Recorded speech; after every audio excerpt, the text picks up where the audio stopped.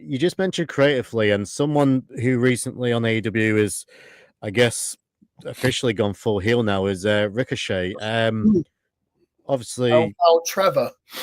Trevor, what's your thoughts on how he came into AEW? And I guess didn't get the reactions that I guess AEW was hoping for him to be this big babyface. That's just my opinion, but they seem to be leaning into this heel gimmick now. Yeah, What's your thoughts of this character change for him? I mean, I think that that's really good because honestly, I think I don't want to say that I think he was miscast as a babyface, but my my whole thing with this, right, is Ricochet was in WWE for like what, 7 years? He was there for a bit, yeah. Yeah.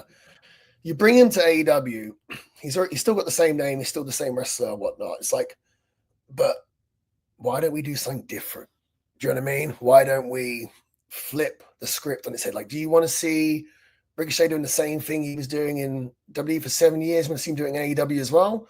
So, me from the get go, I thought Ricochet should have been a heel from the get go.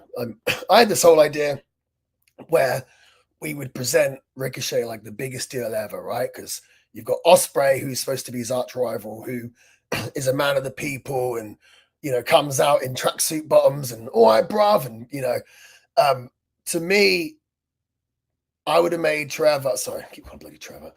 I would have made Ricochet everything that Will wasn't. So, Ricochet, present him like a massive superstar. He already dresses nicely, but double down on that, 3-piece suit.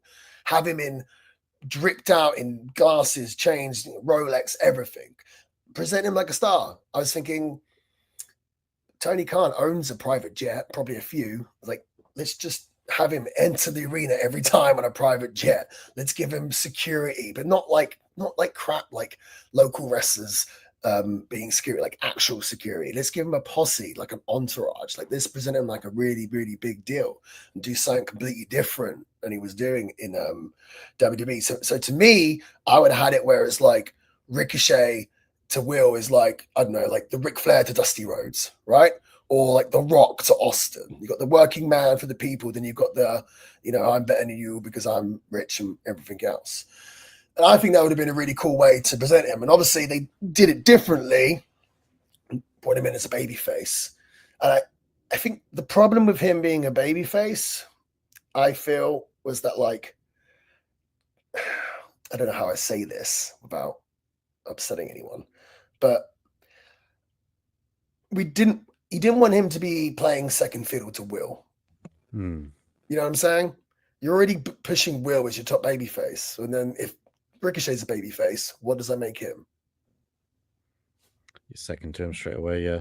And then, like, to me, it's like we saw them do all those matches years ago where they just did like all the cool flips and everyone loved it. It's like now it's like 7-8 years later. Should we not put like a different spin on it and try and do something different? And it's like, to me, it's obvious. Have Ricochet as a heel. And as a character, I think Ricochet, people would criticize him for his promos and whatnot. And I just thought, well, if people don't like his promos, let's just turn him heel. Like, speaking from a professional, as a pro wrestler, to me, it's a lot easier to cut promos as a heel than it is as a babyface, right? And like a lot of times, having that heel run, that gives you that edge that can turn you into a bigger babyface. So, like, look at Roman Reigns, for example. He's a babyface now, but he needed to turn heel for people to love him as a babyface. And it was the same thing for The Rock. It was the same thing for a bunch of guys. And I figured, well, you turn Ricochet heel, it's going to be easier for him to come up with promos, easier for him to come up with a character. And then once he's got that over, years later, you can turn back into a good guy. So, yeah, I'm kind of happy that they've pulled the trigger on him turning heel. I thought the angle they did with Strickland, overall, I thought it was done well.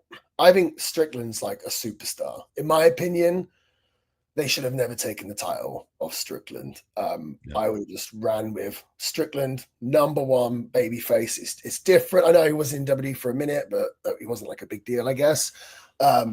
Like, he's unique to AEW. I just think he was getting super duper over. I would have ran with him.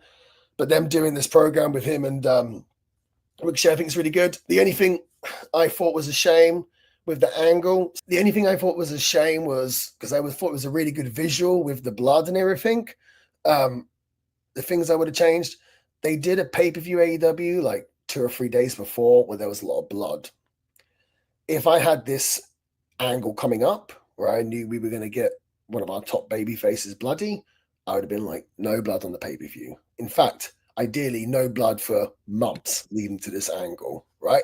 And I think had you done that, then the effect of the angle would have been, it would have hit home a lot more, if that makes sense. It just been more impactful. Like, wouldn't you agree? I think if there was like, if you hadn't just seen blood, like, because now it's like he's bloody. It's like, well, I've seen a bunch of guys bloody in there, fine. So that I would have liked to have changed. And I wish he would have got Strickland bloody, not with scissors. You know, like, yeah, I think the scissors are a little bit overkill. Chair, or just punch him in the face. Just punch him in the face. I remember, like, anytime someone wanted to get blood when I wrestled them, like, I remember Nick Aldis NWA title match, and he got color from me doing the super kick on the apron because I kicked him in the face. It's like, if I kick you in the face for real, you're probably going to be busted open somewhere. That right? would do it, yeah.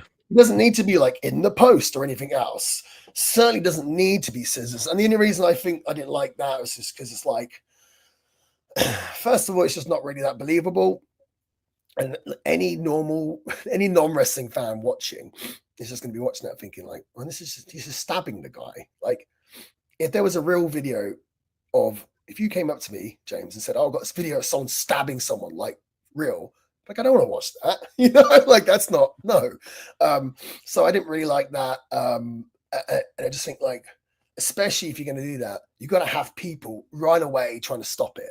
You know what I mean? Like, otherwise, just not believable. But like, if someone came out and tried to stab someone, then everyone would be there there'd be security, there'd be everyone, wrestlers, whatever, trying to stop it. So to me, that really, I don't want to crap on it because I like these guys a lot, and I thought the angle overall was good. And like, I get it, it's pro wrestling, so we're gonna let things slide that maybe are a bit silly. You know, we're not expecting it to be. Things can be over the top and larger than life. I get it, but this whole deal with Ricochet, where the fans have been booing him, has been very real. So let's keep the segment real. Let's keep the angle real. Do you know what I mean? They could have done the exact same thing with Ricochet coming out and just boom, punching him, headbutt him, having blade from the headbutt. Why not? Right? Then you'd be like, holy crap, that makes Ricochet look like a badass, right? The fact he busted someone open by headbutting them. What's more of a badass? Him doing that or him pretending to stab someone with a pair of scissors?